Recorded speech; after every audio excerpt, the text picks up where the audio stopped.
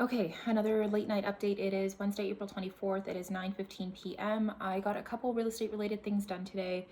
Not as much as again that as I would like to, but making progress slowly but surely.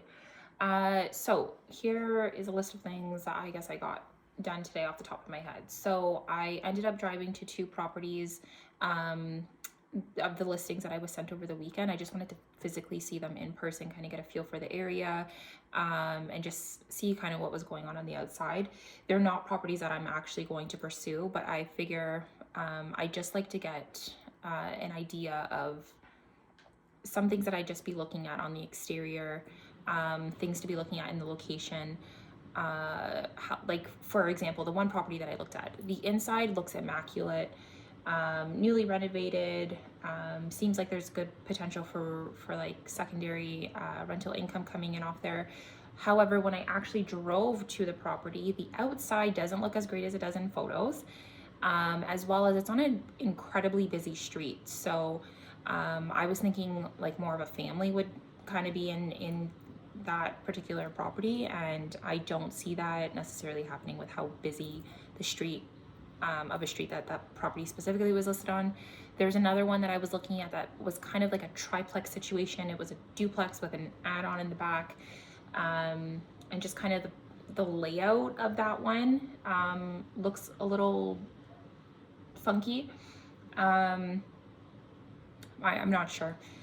Anyways, I just wanted to drive to the properties to get an actual feel for the area, see kind of what I'm looking at. I'm not actively going to pursue either of those properties, but it's a step.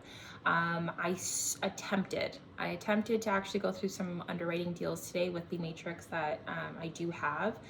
My biggest challenge and barrier that I'm finding to doing, like to completing as many underwriting deals as I actually would like to, is that a lot of times the realtors are not listing the information required or needed, I guess, on an investor standpoint. They're not listing the information needed for me to plug all my numbers in to do an accurate underwriting deal. So for example, like the one property that I tried to underwrite as best possible with the numbers that were provided and kind of get like a guesstimate of like rentals, just using comps and kind of knowing the general area-ish.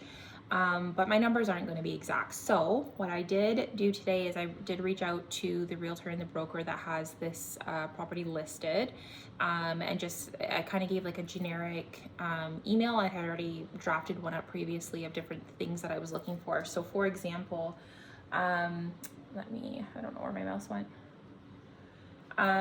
So for example, I asked for the annual expenses, like they provided the NOI in the listing, but I need to know the actual annual expenses to put into my matrix here. I want to know the rent roll, like they didn't provide how much the tenants were paying. They didn't say how long the tenants had been there. Like, are they long-term tenants? Is lease ending soon? Didn't mention how many bedrooms were in each unit. So it was a fourplex that I was looking at, a residential fourplex. Didn't mention if the units were separately metered, so I inquired about that. I want to know, is the owner currently paying any shared utilities is the owner paying any shared common spaces utilities? Does that make sense? And then they're also, like, just in the photos that I was looking at, there appear to be like two backyards, or like a backyard and a side yard. So I just wanted to know, do tenants have like certain access to different things? I'm not sure that actually matters at this point. And then I kind of just asked for like a general, any extras about the fourplex that I may need to know as an investor before I actually want to pursue this deal a little bit further.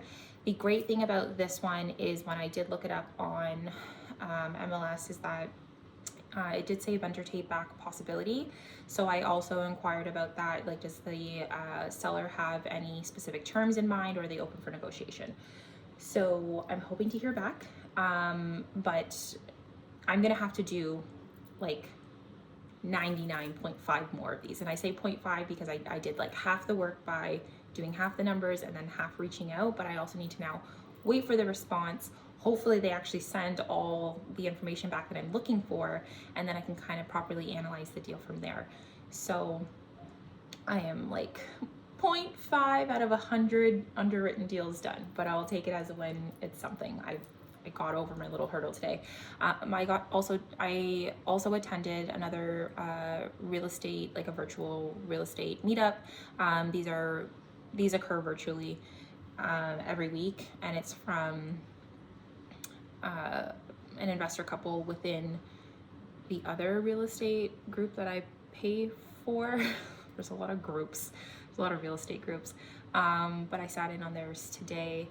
I'm honestly at this point, I'm starting to feel much more comfortable with the terminology that's being used, with some numbers that are kind of being thrown around, things to look for. Like for example, today on our meeting, there was someone who was brand new into real estate. They own no assets, so they're similar to me right now.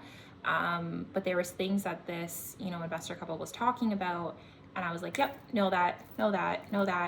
And they were actually taking the time still to talk to this like new person about the different terms that they were using, terminology, and kind of explain their way through things. So it was reassuring for myself to know that I'm heading in the right direction, slowly but surely, that I understand some of these things, and things are just starting to click a little bit more. I also did take the time today to go through and research what the 1% rule was. I'm still not like 100% sure on the rule, because I'm coming up with two, and I don't know if I'm understanding these examples enough in my brain yet. I've tried to write this out a bunch of different times. It seems fairly simple. Like a lot of these real estate things seem pretty straightforward and simple, and some things are just not clicking in my head.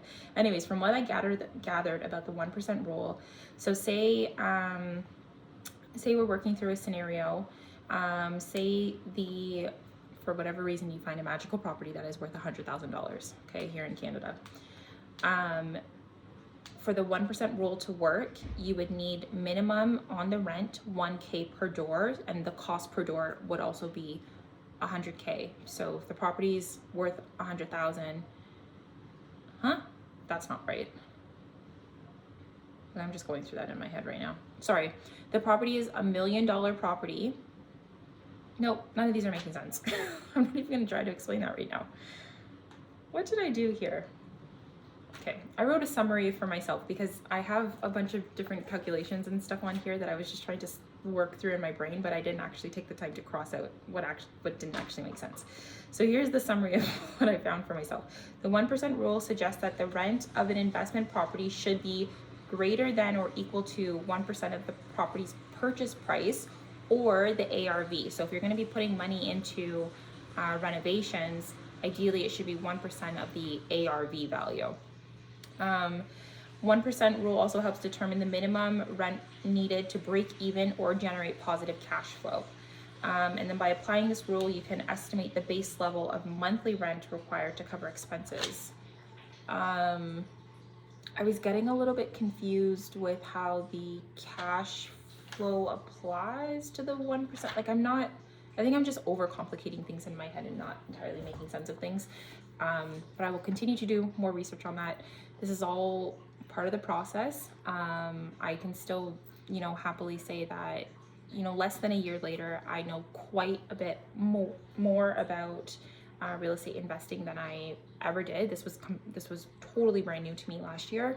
And so any of these terms or numbers or anything like that, if you would have mentioned that to me around this time last year, you'd be speaking another language to me. I have no idea. And actually, that's something that I am learning, is that real estate, among many other things in life, is just another language. It's just learning the language. Once I familiarize myself with the language, everything will kind of start to come together.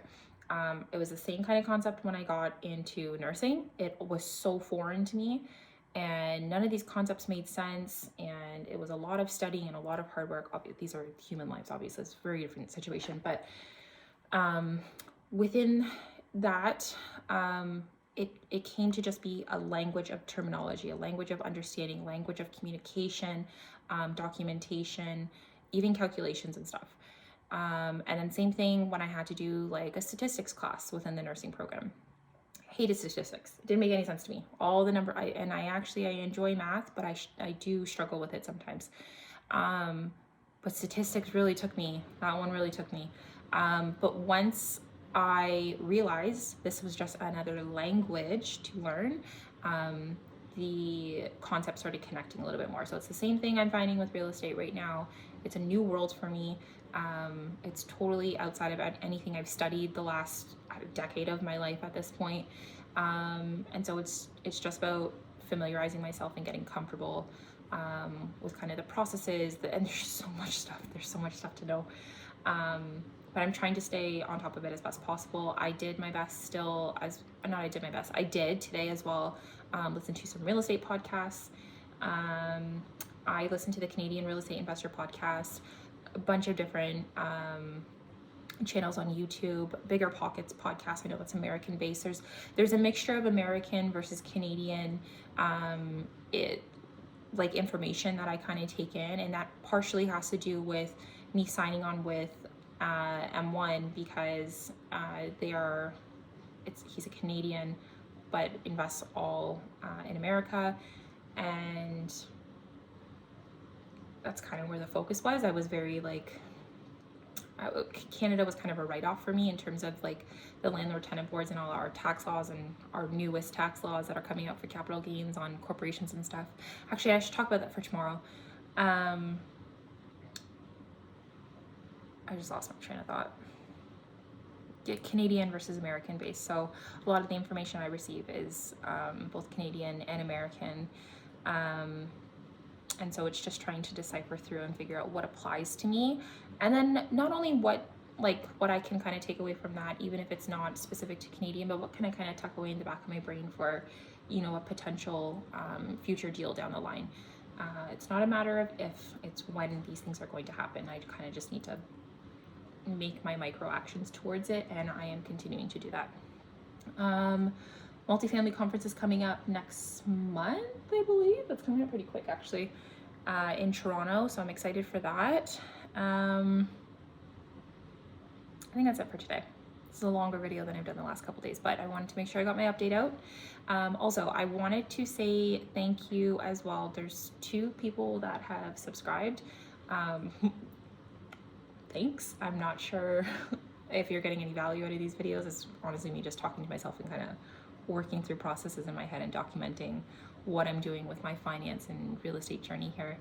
But yeah, thanks for joining along. Thanks for the likes and the views. I'll see you guys in the next one.